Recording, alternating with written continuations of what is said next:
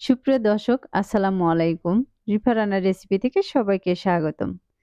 আজ আমি আপনাদের সাথে শেয়ার করব খুবই মজার একটি নাস্তার রেসিপি। এই নাস্তাটি বানানো খুবই সহজ আর খেতেও কিন্তু ভীষণ মজার ছিল। যা একবার বানালে বারবার বানাতে চাইবেন।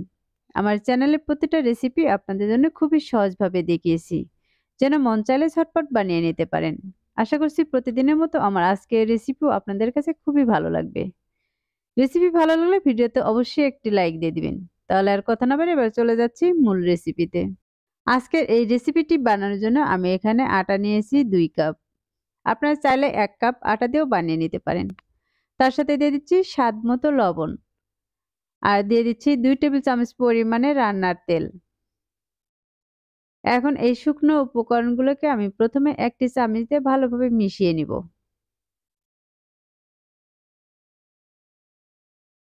আটার যে দোলা ভাবটা থাকে সেই দোলা ভাবটা কিন্তু খুব ভালোভাবে গুঁড়ো করে নিতে হবে।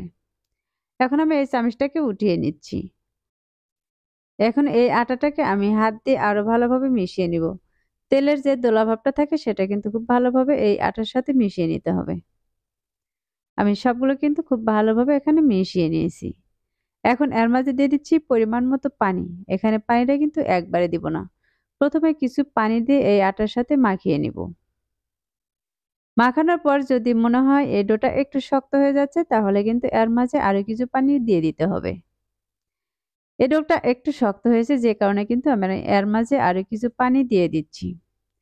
আর পানি দিয়ে এটাকে খুব সুন্দর করে মাখিয়ে নিতে হবে। এটাকে মাখিয়ে সফট একটি ডো বানিয়ে নিব। এই ডোটা কিন্তু খুব নরম হবে না, আবার কিন্তু খুব শক্তও হবে না। খুব সফট একটি ডো বানিয়ে নিয়েছি। এখন এই ডোর উপরে আমি আরো কিছু তেল দিয়ে দিচ্ছি। তেলটা এখন এই ডোয়ের চতুর্পাশে খুব সুন্দর করে লাগিয়ে নিব।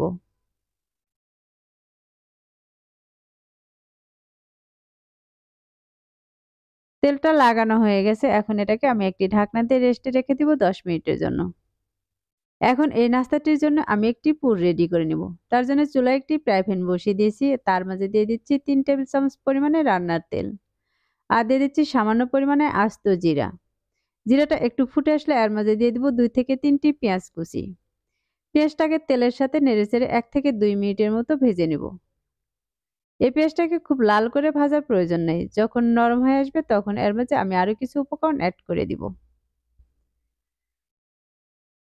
এখন এর মাঝে দিয়ে দিচ্ছি ১/২ চা চামচের মতো আদা রসুন বাটা আর দিয়ে দিচ্ছি কিছু জিরা বাটা। এখন এই আদা রসুন আর জিরাটাকে পেঁয়াজের সাথে ১ মিনিটের মতো ভেজে নিব। এখন এর মাঝে দিয়ে দিচ্ছি সামান্য পরিমাণে চিকেন। আমি এখানে কিছু চিকেন নিয়ে ছোট ছোট পিস করে কেটে নিয়েছি। এখন এগুলো পেঁয়াজের সাথে নেড়েচেড়ে একটু ভেজে নিব। আমি এগুলোকে একটু ভেজে নিয়েছি আর এর মধ্যে দিয়ে দিচ্ছি সামান্য পরিমাণে সয়া সস। এখন এই সয়া সসটা দিয়ে আমি এই চিকেনটাকে আবারও ভালোভাবে নেড়ে নিব।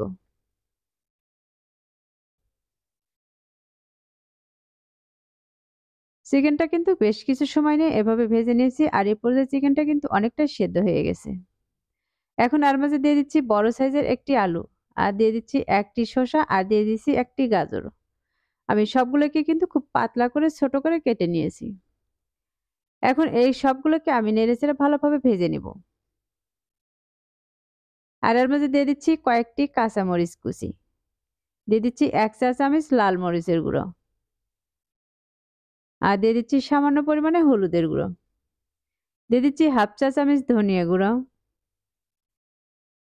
আর দিয়ে দিচ্ছি ভাজা মশলা গুঁড়ো ১/২ চা চামচ। দিয়ে দিচ্ছি গরম মশলা গুঁড়ো ১/২ চা চামচ। এখন এই সবগুলোকে আমি এই সবজির সাথে ভালোভাবে মিশিয়ে নিব।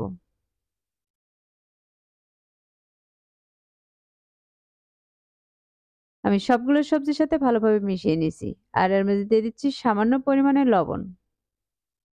লবণটা যদি কম বেশি হয় তাহলে পরে চেক করে কিন্তু আবারও দিতে পারেন।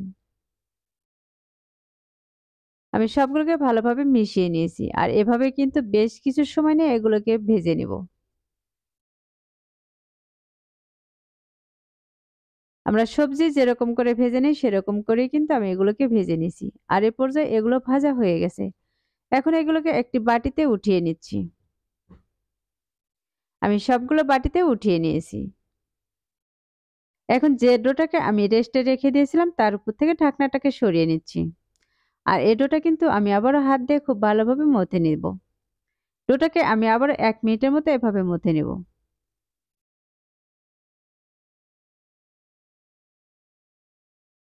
আমি এই ডোটা কিন্তু ভালোভাবে মথে নিয়েছি। এখন এটাকে আমি ২ টি লেচি কেটে নিচ্ছি। এখন এখান থেকে আমি আরেকটি লেচি কেটে নিচ্ছি। আমি যে কয়টি রুটি বানাবো সেই কয়টি কিন্তু এখানে কেটে নিয়েছি।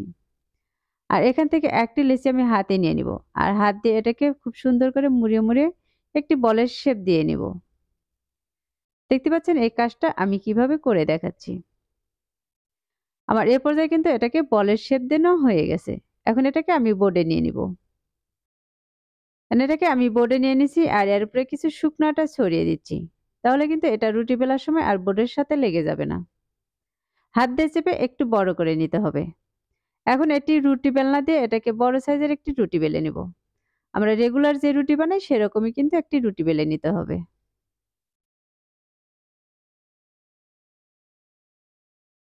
দেখতে পাচ্ছেন এটাকে কিন্তু বেশ কয়েকবার উল্টে পাল্টে এটাকে কিন্তু অনেকটা বড় করে রুটি বেলে নিয়েছি। আর এই রুটিটা কিন্তু খুব পাতলা হবে না, আবার কিন্তু খুব মোটাও করা যাবে না।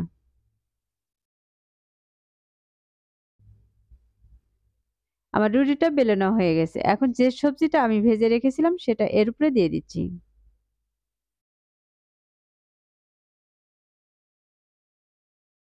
এখন এই সবজিগুলোকে আমি রুটির চতুর্পাশে খুব সুন্দর করে ছড়িয়ে নিব। সবজিগুলো কিন্তু আমি খুব সুন্দর করে এখানে ছড়িয়ে নিয়েছি। এখন রুটির এক পাশ থেকে আমি একটি রোলের শেপ দিয়ে নিব।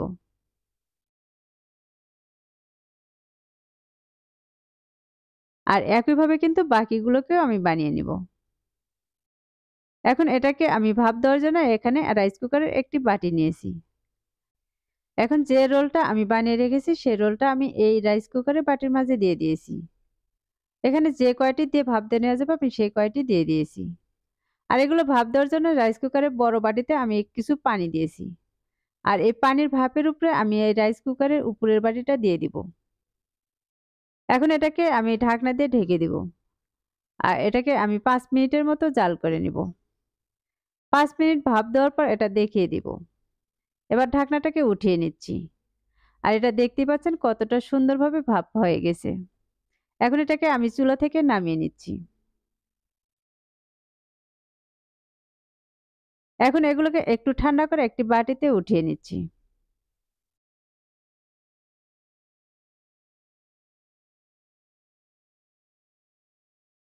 এখন এখান থেকে একটি আমি আরেকটি প্লেটে নিয়ে নিয়েছি। আর এটাকে একটি চাকু দিয়ে আমি ছোট, ছোট পিস করে কেটে নিব। আপনারা চাইলে কিন্তু আপনাদের পছন্দ অনুযায়ী কেটে নিতে পারেন।